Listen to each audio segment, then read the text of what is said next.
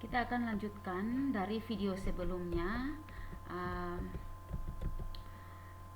Pada video sebelumnya itu dibahas sampai pada pankreas dan hati. Nah, untuk kali ini yang akan dibahas adalah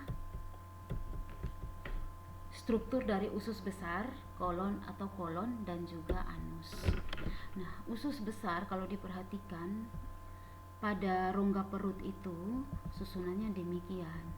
Jadi dia berputar mengelilingi usus halus. Usus halus terletak di dalam rongga perut dan dia diapit oleh usus besar seperti ini.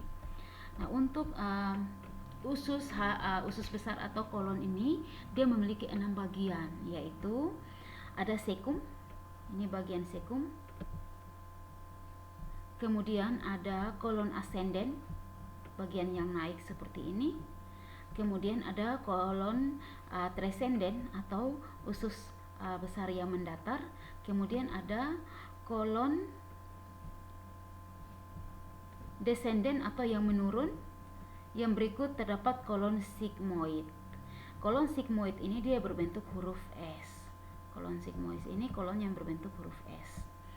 Nah, di bagian dari usus halus dan usus besar. Jadi kalau diperhatikan baik-baik, ini adalah penampakan dari usus halus. Sisa pencernaan yang dilakukan di usus halus yang sudah tidak lagi diserap oleh sel-sel jonjot usus akan didorong menuju usus besar. Didorong langsung menuju usus besar.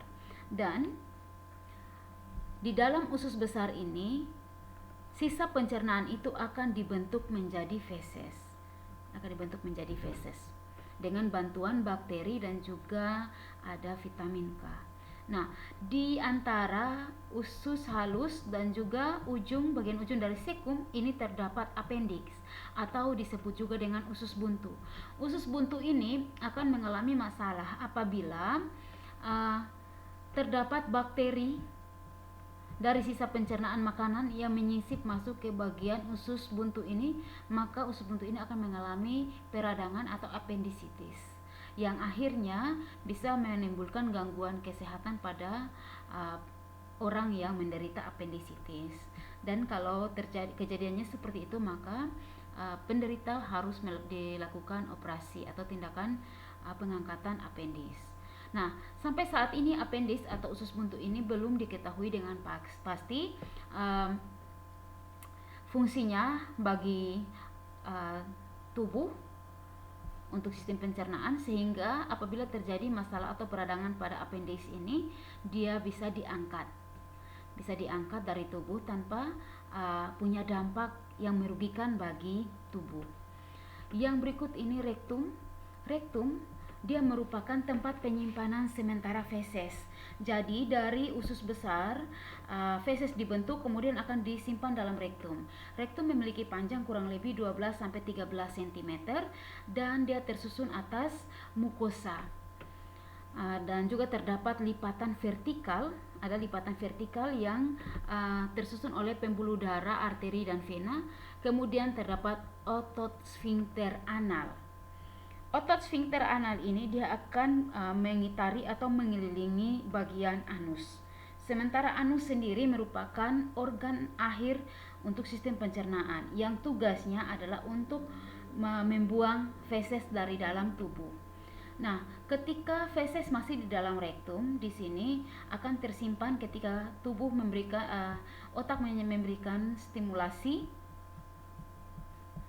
bahwa sisa pencernaan yang berupa feses itu sudah penuh atau sudah full di dalam rektum ini, maka kita akan merasakan proses yang namanya defekasi atau rasa ingin buang air besar. Maka dengan sendirinya akan terbukalah otot sphincter di bagian anal dan feses terdorong keluar dari dalam rektum dan rektum kembali kosong ditandai dengan otot sphincter ini tertutup. Jadi yang memberikan kontrol di saat kita melakukan proses buang air besar adalah otot sphincter anal ini. Dia bisa membuka dan menutup permukaan anus.